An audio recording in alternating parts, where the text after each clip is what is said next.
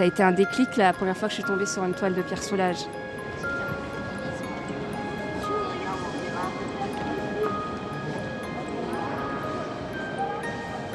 Je sais pas à quel moment on va raconter l'histoire. Bonjour à tous, je suis ravi de vous retrouver pour un nouvel épisode du Sens de la Visite. Aujourd'hui, je suis au musée du Louvre, au premier étage de l'aile Denon, et je vais visiter l'exposition rétrospective de Pierre Soulages avec Mélanie. Mélanie, quand elle avait 16 ans, a eu le coup de foudre pour une toile de Pierre Soulages. Cette rencontre a marqué sa vie, elle va nous raconter cette histoire en parcourant l'exposition qui a lieu en ce moment au musée du Louvre. Vous allez comprendre pourquoi on n'aime jamais une œuvre d'art par hasard. À propos de l'exposition, elle est exceptionnelle à plus d'un titre. D'abord parce que c'est seulement la 3e fois dans l'histoire du musée qu'un artiste y est exposé de son vivant, les 2 premières fois, Marc Chagall et Pablo Picasso. Ensuite parce que cette exposition retrace près de 80 ans de création et de recherche presque obsessionnelle de Soulages sur le noir et sur ce continent qu'il a découvert, l'outre-noir. Exceptionnel enfin parce que Pierre Soulages, peintre du noir donc, et maître de la lumière, vient d'avoir 100 ans le 24 décembre 2019. Quand quelque chose se passe qui m'intéresse, j'essaie de continuer, d'aller plus avant. Et c'est d'ailleurs comme ça que j'ai fait les premières peintures que j'ai appelées outre-noir. Je travaillais depuis des heures et je croyais que ce que je faisais était mauvais. J'étais triste, agacé de voir que c'était mauvais, mais je continuais. Et à ce moment-là, je me suis aperçu que je ne travaillais plus avec du noir, que c'était avec la matière du noir, les états de surface du noir, qui créaient une lumière. Et cette lumière-là, c'est une lumière secrète. Une lumière qui n'est pas évidente, qui venait du noir, me touchait beaucoup. Et c'est ce qui me poussait à continuer. En fait, on hésitait à aller s'asseoir, mais on va rester debout parce qu'en fait, ça se regarde debout et pas assis. On peut pas ne pas bouger et être en mouvement devant une toile de Pierre Soulages, parce que selon comment on la regarde, si on est accroupi, debout, la tête en l'air, la tête sur le côté, ben là, par exemple, on va regarder le numéro. Donc 1985, peinture 324 sur 362 cm, polyptyque C, 4 éléments de 81 sur 362 cm superposés. Et c'est le titre. Au premier coup d'œil, je croyais qu'il y avait du blanc avec du gris, qu'il y avait une tache au milieu de la toile, à droite de la toile. Et finalement, quand on se déplace tout à gauche de la toile, eh ben, elle est toute noire. Elle est vraiment toute noire. Et la matière et la lumière, comment la toile est éclairée, ça change totalement la vision de la toile. Et c'est vraiment les toiles là, devant lesquelles on est, où c'est totalement noir, complètement noir, et où il y a un travail de matière et de brillance et de mat, où vraiment, là, moi, ça me parle, quoi. Est-ce que tu peux nous parler de ta rencontre avec le travail de Pierre Soulages ? Pas avec Pierre Soulages, dont je pense d'ailleurs t'adorerais le rencontrer, j'imagine. Ouais. Mais raconte-nous ta rencontre avec son travail. En fait, pour reprendre toute la petite histoire depuis le début, donc c'était il y a une vingtaine d'années, un peu plus de 20 ans. J'étais en voyage de fin d'année, en seconde, au lycée. Et on est allé voir une autre école. Je faisais un lycée en décoration d'intérieur. Et on est allé voir une autre école à Saint-Étienne. Et pour terminer le voyage, on nous a fait passer par le musée d'art contemporain de Saint-Étienne. Dès l'entrée dans le musée, je suis arrivée face à un petit coin d'art moderne, de peinture. Et dedans, il y avait Yves Klein et Soulages. Et je crois, dans mes souvenirs, il y avait aussi un Rothko. En tout cas, je me rappelle d'une guide. Moi, j'étais un peu en retrait, mais j'écoutais la guide expliquer que dans ce noir, il y avait comme des partitions de musique, une rythmique. Je me disais, mais c'est magnifique. Et en même temps, j'avais l'explication de la guide qui m'a totalement convaincue, qui m'a totalement fascinée. Et en fait, j'ai pas bougé pratiquement. C'est tout ce que je me souviens il devait y avoir du Voirol, pas très loin, mais c'est tout ce que je me souviens du musée d'art contemporain de Saint-Étienne. Je suis vraiment restée, je pense, 1 heure. Et d'un seul coup, j'avais perdu tous mes camarades. J'étais vraiment isolée devant cette toile-là. Et il y a mon prof qui est revenu me chercher en courant. Mais on t'attend, on est tous dans le bus allait partir. On s'est fait du souci, mais t'étais où ? Et en fait, j'avais pas vu le temps passer, j'ai failli louper le retour, grâce à Pierre Soulages.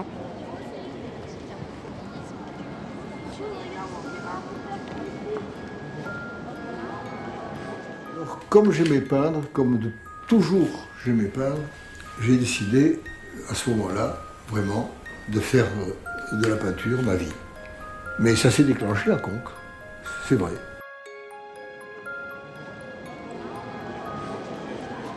J'avais jamais mis les pieds dans un musée d'art contemporain, j'avais jamais vu en vrai d'art moderne.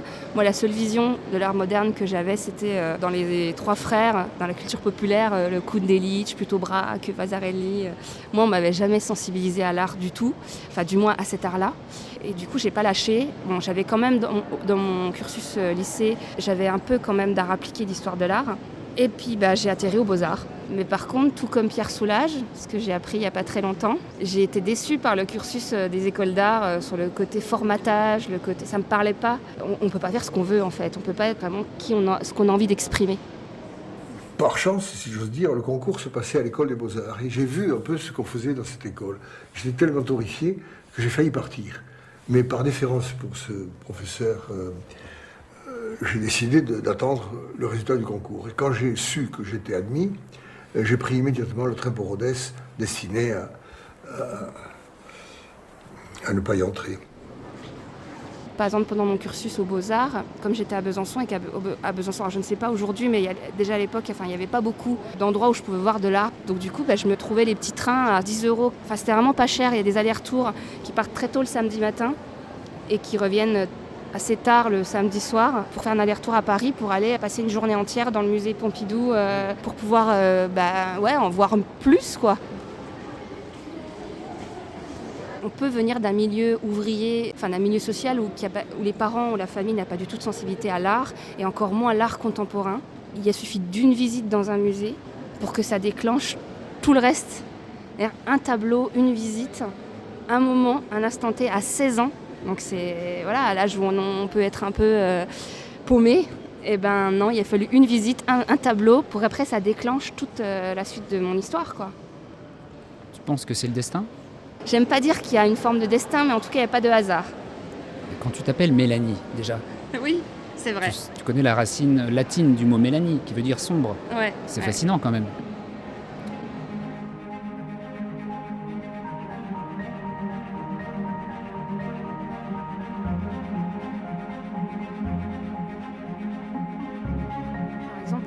Je sais que j'ai réussi, pour l'anecdote, à convertir un de mes ex, avec qui j'ai vécu 2 années. Pas parce que je suis fanatique au point d'en parler H24, mais il y a eu une circonstance dans notre vie qui fait que j'ai été amenée à parler de lui. Et en fait, je l'ai rendu fan du travail de Pierre Soulages, alors qu'il n'est pas du tout dans l'art. Et maintenant, en fait, à chaque fois qu'il parle d'art moderne ou d'art contemporain, il cite Pierre Soulages. Même sur son Facebook, encore aujourd'hui, il poste parfois, il partage des publications quand il voit passer quelque chose sur Soulages. C'est ça la belle histoire, évidemment, c'est de transmettre, c'est ce qui est magnifique. Ouais. Et je pense que l'art, on le transmet d'abord par une émotion fondatrice, par une émotion instinctive, originelle au départ, soit qu'on reçoit directement d'une œuvre, soit de quelqu'un. Ce que tu décris, c'est aussi souvent la deuxième solution, c'est que quelqu'un nous le transmette, en nous transmettant leur passion. Mais là, par exemple, pendant que tu parles, je levais la tête on est devant une toile qui on va dire le titre. Alors c'est peinture 390 sur 130 cm, 18 octobre 2019, acrylique sur toile. Ouais. Ok, donc elle a à peine 2 mois. Ouais, et c'est magnifique. Et en fait, si on ne s'approche pas de cette toile, si on ne vient pas limite à ras de la sécurité du câble, en fait, on ne voit pas du tout la toile de la même manière. D'ailleurs, je suis souvent frustrée dans les musées où il y a des cordelettes comme aujourd'hui, là.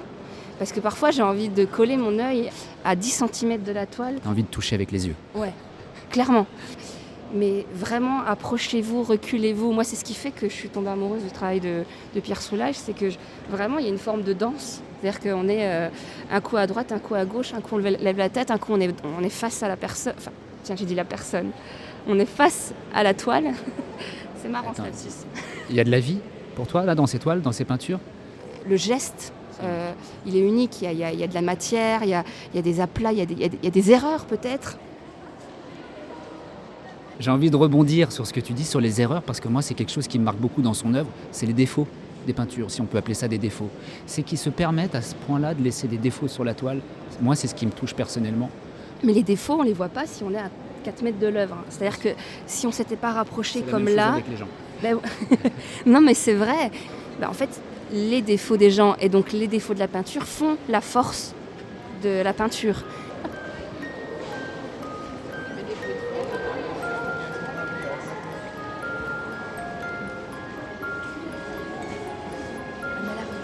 On dirait qu'on est à l'horizon de l'eau, qu'il y a le soleil qui reflète dans l'eau. Moi, ça me fait...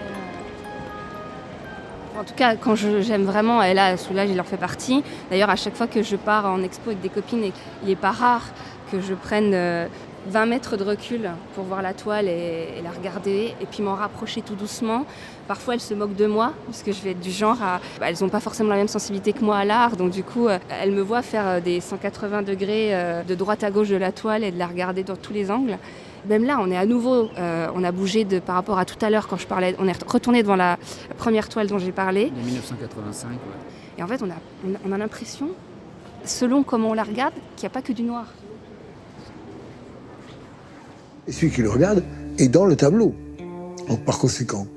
Et si celui qui le regarde se déplace, c'est pas tout à fait le même reflet qu'il a, c'est pas tout à fait le même tableau. C'est-à-dire que le tableau est présent dans l'instant même du regard. Un instant après, ce n'est plus tout à fait le même. Et ça, c'est deux caractéristiques de ce genre de peinture que je fais maintenant. Un rapport différent à l'espace et un rapport différent au temps de celui de la peinture traditionnelle.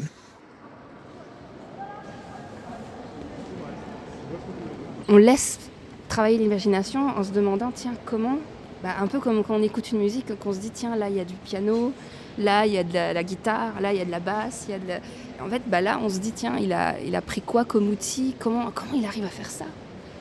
C'est exactement son concept, en fait. C'est-à-dire que pendant que tu réfléchis au mystère de la création de l'œuvre, tu es en train de créer toi-même de nouveau un scénario, une histoire. Et donc, sa création te permet à toi de créer. Il y a forcément quelque chose qui peut vous plaire. Alors qu'il y a forcément quelque chose qui, à un moment donné, va avoir une vibration en vous, va faire que là, on va se dire « Ah ouais, mais là, c'est ouf, quoi ». Limite d'avoir une émotion, d'avoir une larme, d'avoir de louper son bus et de peut-être pas pouvoir rentrer à la maison, ce qui a failli m'arriver à 16 ans. Et moi, c'est ce qui s'est passé le jour de ce voyage scolaire, quoi. C'est que c'est vraiment là, c'est lui. Voilà. Pourquoi c'est peut-être un peu comme l'amour, le coup de foudre.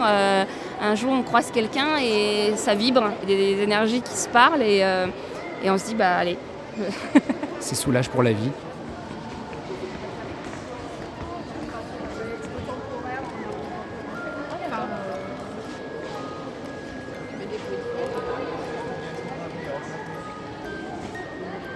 Qu'est-ce que tu voudrais nous dire pour conclure cette visite, ce moment que tu as passé? Déplacez-vous dans les musées, allez voir en vrai le travail des artistes. Allez-y de vous-même, sautez des salles, n'allez pas voir ce que vous n'avez pas envie de voir. Prenez le temps, on va finir sur le temps. Je pense prendre le temps de s'arrêter sur ce qui nous fait vibrer. Merci beaucoup Mélanie d'avoir pris le temps pour nous de partager cette histoire simple et sincère, celle d'un coup de foudre avec l'œuvre de Pierre Soulages. L'œuvre t'a transmis une énergie et t'a donné un repère dans la vie dont on a tous besoin quand on a 16 ans. Cette rencontre, pour certains, c'est le destin, pour d'autres, c'est le hasard. Pour moi, c'est une très belle histoire et c'est ton histoire de l'art. Alors je vous invite évidemment à venir visiter l'exposition rétrospective de Soulages au musée du Louvre. Tel que l'artiste l'a voulu, c'est un vrai moment d'apaisement et de créativité entre les œuvres et le spectateur. C'était donc le sens de la visite aujourd'hui avec Mélanie et Pierre Soulages. Je vous remercie de votre écoute et à très bientôt. Quand j'ai travaillé longtemps à une toile qui ne me convient pas et qui, je trouve, ne correspond pas à ce que j'aimerais qu'elle soit, je la détruis. Et pour la détruire, je la brûle. Pour la détruire, je la brûle. Toutes les toiles qu'on voit, ce sont les toiles que j'accepte. Il y a beaucoup de toiles que je fais, que je n'aime pas, qui tournent mal. Ça commence à être très bien, ça se développe, puis ça s'écroule. Et moi avec. Je vais dormir. Puis je recommence. Puis je recommence. Puis je recommence.